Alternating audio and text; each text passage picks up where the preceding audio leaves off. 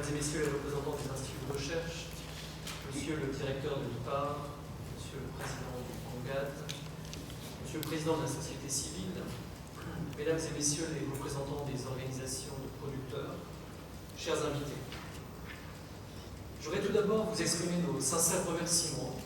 pour avoir choisi de nous inviter à participer à l'atelier de lancement portant sur une révolution des données pour informer le programme de développement post-2015, traduisant ainsi l'excellence du partenariat entre l'initiative prospective agricole et rurale et l'AFOR. Permettez-moi aussi de féliciter l'IPAR,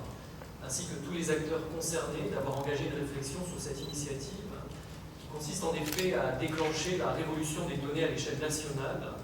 et de faire un premier examen des possibles objectifs, de cibles et d'indicateurs du programme de développement après 2015.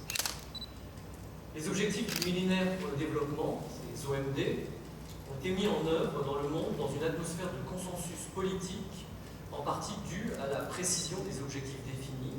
présentés sous forme de résultats chiffrés à atteindre.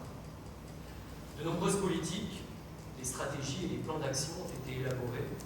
en matière de sécurité alimentaire et de nutrition au cours de ces dernières années.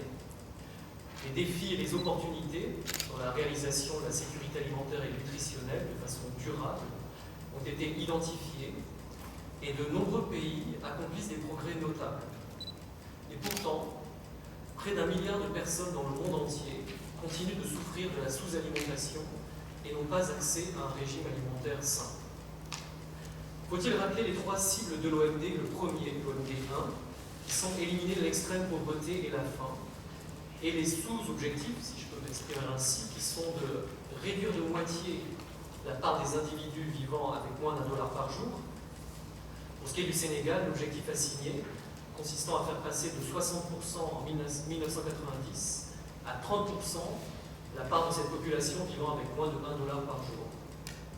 Le deuxième sous-objectif, qui est de fournir un emploi décent et productif à tous, femmes et jeunes inclus. Et le troisième sous-objectif était de réduire de moitié la part des individus souffrant de la faim. Si l'on se réfère au rapport de suivi des OMD 2012, en matière de lutte contre la pauvreté, les résultats des 3 dernières enquêtes traduisent un recul de la pauvreté qui est passé respectivement de 55,2% en 2001 à 46,7% en 2010. Donc un recul qui a été plus rapide entre 2001 et 2005 qu'entre 2005 et 2010. Dans le domaine de l'emploi, le taux d'occupation est passé de 45,4% en 2002 à 43,8% en 2011, avec une quasi-stagnation du chômage durant cette période. Pour ce qui concerne du troisième indicateur, qui est plus au cœur des activités de la FAO, donc qui est de réduire de moitié la part des individus souffrant de la faim, il est à noter un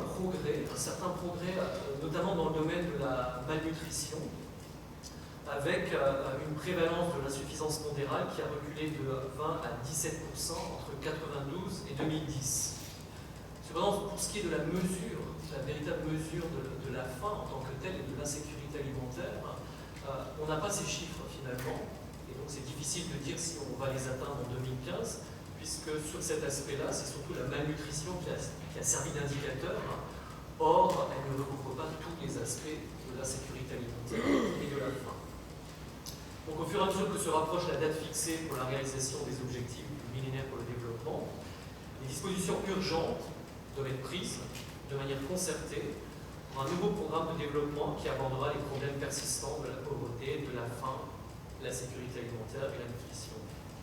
Et afin d'assurer le développement intégral du programme de développement pour l'après 2015, aux échelons mondiaux, régionaux et nationaux, il faudra définir des objectifs, des buts et des indicateurs pour aborder ces défis. Un ensemble d'objectifs a été proposé par le secrétaire général des Nations Unies dans le cadre du défi Faim Zéro. Certains d'entre eux, je vais vous les citer, 100% d'accès à une alimentation adéquate toute l'année, 0 enfant de moins de 2 ans souffrant d'un retard de croissance, des systèmes agroalimentaires durables et 0 perte ou gaspillage de produits alimentaires. Dans ce cadre, le Sénégal a mené des consultations régionales à travers des organisations qu'on appelle focus group dans 5 régions du pays au niveau national par la conduite d'une enquête ciblée et l'organisation d'une consultation en ligne. Comme partout dans le monde, au Sénégal, plusieurs thèmes émergents se sont dégagés, reflétant ainsi les préoccupations de la société et les défis pour les décideurs politiques. L'on note entre autres la croissance au service du développement humain, le changement climatique,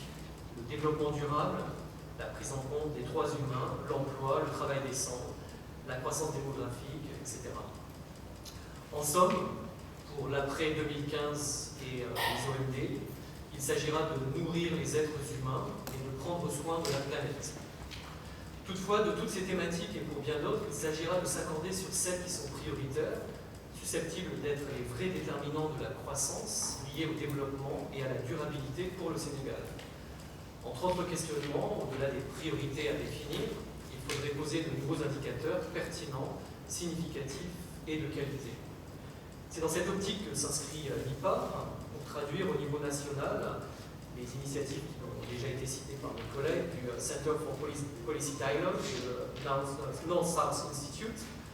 en collaboration avec Southern Voice, relative à l'application d'une sélection d'objectifs,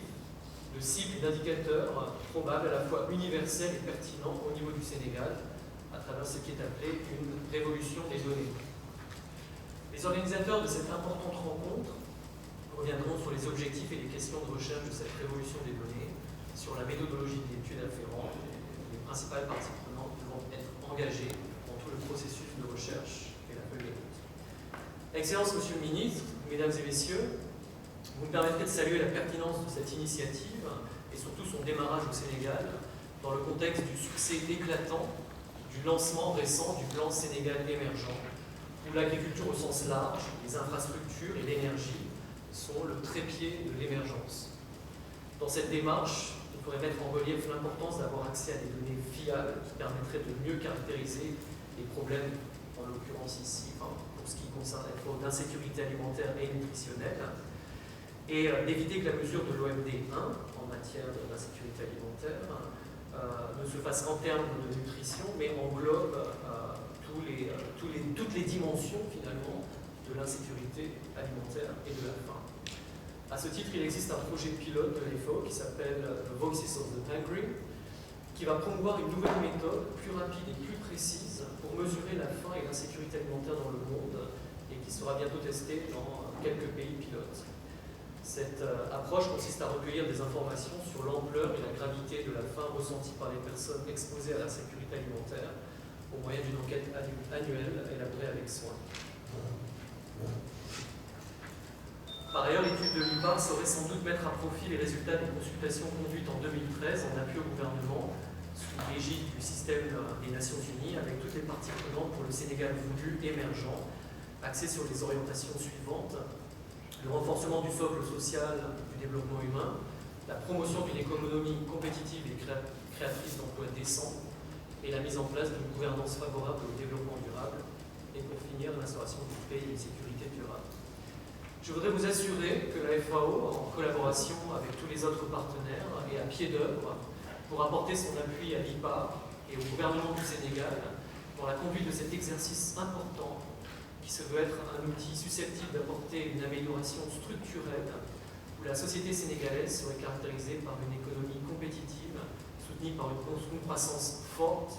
aux fruits mieux répartis sur l'ensemble du territoire. La FAO inscrira son action plus spécifiquement pour l'instauration d'une sécurité alimentaire et nutritionnelle durable, sous-tendue par une stratégie efficiente de résilience.